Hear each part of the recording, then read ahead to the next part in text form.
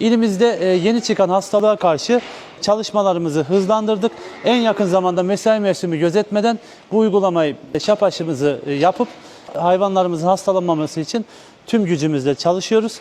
Bu arada ortaya çıkan dezenformasyonlara karşı üreticilerimizden bunlara kulak asmamalarını, bizim ekiplerimize yardımcı olmalarını tüm üreticilerimizden istiyoruz. Ülkemiz için buna ihtiyacımız var. Desteklerinize ihtiyacımız var. Biz Tarım Müdürü'nün yapmış olduğu bu çalışmaya çok teşekkür ederiz. Gerçekten herkes aşısını yaptırsa çok iyi olur. Bu dezenformasyonlara da kimse aldırmasın. Yok buzağı atıyormuş, hayvan bilmem ne. Benim 250 tane hayvanım var. Hepsinde aşısını yaptırdık. Herkes de aşısını yaptırsa bu hastalık bir an önce Türkiye genelinde biter. Mümkün olduğu kadar birbirimizin ağırlarına girmezsek şu ortamda daha iyi olur. Teşekkür ederiz. Rica ederim.